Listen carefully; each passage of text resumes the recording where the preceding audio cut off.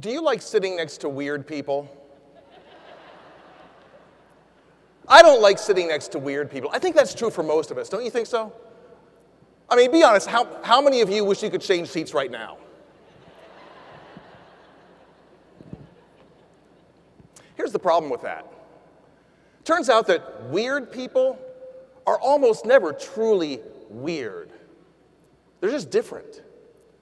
And when we avoid people who are different, experiences that are different, ideas that are different, we're just cheating ourselves. We're cheating ourselves of opportunities to learn and grow. And that's not what being a WGU grad is all about, is it? Still, it's easy to fall into the trap. A few years ago, I was flying home to Seattle from New York. Okay, I had an aisle seat, and in the middle seat was nobody. I know, right? So I'm doing my little internal happy dance when just before the doors close, one last passenger gets on the plane. She was different. I don't know what Methuselah's grandmother actually looked like, but this had to be close. As she's shuffling down the aisle, I'm looking around and I think to myself, come on, Bill, don't panic. It's a big plane. I mean, what are the odds? I'll tell you what the odds were, 100%. She stopped right beside me, pokes me with her bony finger, points to my empty seat, and says, please, I am there. Sad dance. So I did what most of you might have done. I put on my headphones. I put on my headphones and I escaped into my music. Music has always been my escape. Whether I'm playing drums at a blues club or Chopin on my piano at home, music has always been my escape. And so for the next 5 hours, I escape. Beatles, Beethoven, Miles Davis. And then, because I had just finished a biography of one of my musical heroes, Stravinsky, I cap it off by listening to his magnificent Firebird Suite. Beautiful piece of music. Should have been playing now, but it's not. But just imagine it. As the plane descends into Seattle, middle seat pokes me once again. Apparently it's time for the obligatory final descent conversation. You know the one I'm talking about? Is home for you?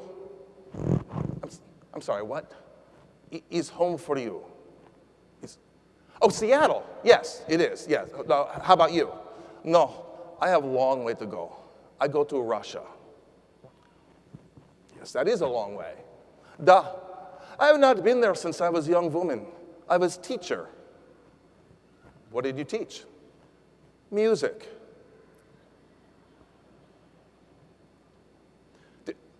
Did you teach Russian music? Of course. Okay, now see, that's amazing. Because I was just listening, just now, to Stravinsky's Firebird Suite. Oh, Stravinsky, the Firebird. I was with him when he wrote it.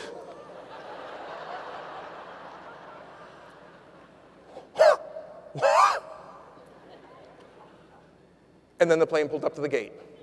And I never saw her again. I had just flown across the continent, separated by only 5 inches and a pair of headphones, from possibly the most fascinating person I would ever meet. And I didn't know it until the last 5 minutes. I had completely written her off for 5 hours because she was different. It's easy to fall into the trap. And when we do that, we're only limiting our own growth. And that's not who you are. You know why I know that? Because you're here. People who aren't interested in growth and learning do not become graduates of Western Governors University. That's when you made the decision to become a part of the WGU family, you changed the trajectory of your life. I mean, you changed everything. First of all, you became night owls, whether you wanted to or not. That was forced on you. You learned valuable skills like task stream stalking. Right? Refresh. Number 487, come on. Refresh. Number 509, how does that happen?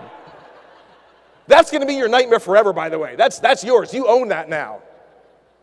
Now that you're graduating and can finally emerge from the demanding university workload, many of you will be surprised to discover that you actually have significant others. Maybe even a spouse. This is the time to relearn things about them, like their name. So much to learn. I got my pilot's license in 1984. And when the flight examiner certified me as a private pilot, he said something to me that's always stuck with me. As he handed me my brand new pilot's license, he said, "This is a license to learn." And that's what your brand new WGU degree is. It's a license to learn. Yes, it's a milestone, a big one that needs to be celebrated, absolutely. But it's not the end of the journey. It's a license to learn. And that learning means being open to different people, different experiences, different ideas. So you heard that I used to produce a TV show here in Seattle.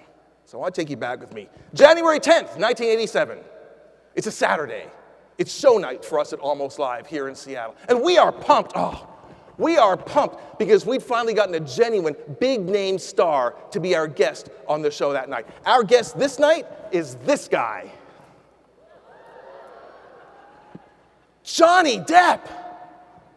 Okay, now, in fairness, he did not look like that then. Did any of you, I don't know, like maybe in your teens and 20s, ever go through that awkward stage? Well, Johnny was going through his awkward stage too.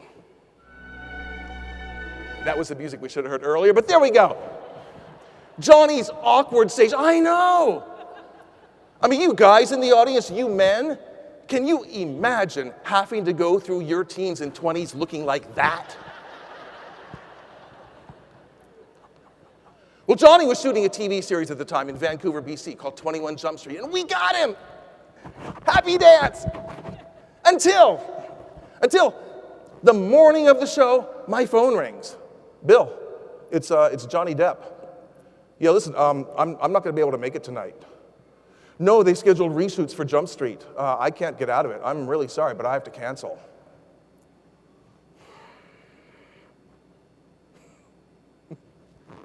And the next slide. String of bad words.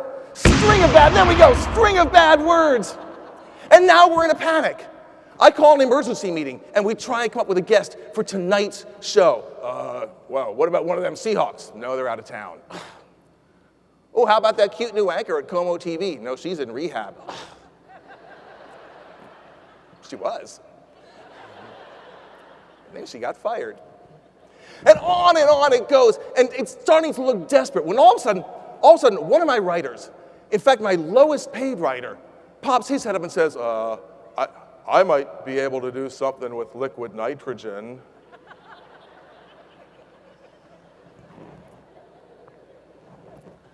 Clearly, he did not understand the situation. I mean, we're looking for a guest for the show, and he's babbling on about liquid nitrogen. By the way, this was my lowest paid writer. His name was Bill.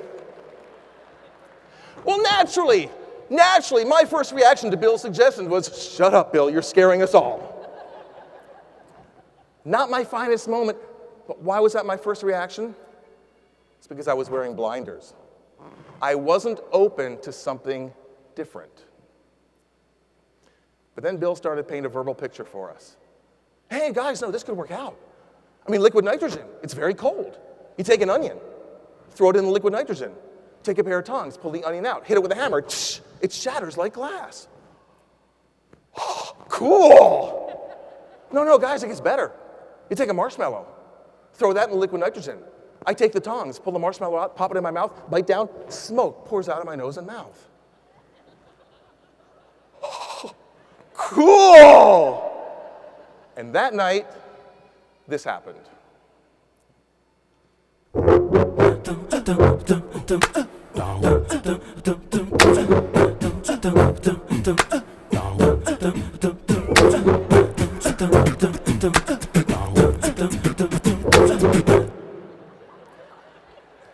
And it was then that this guy became this guy.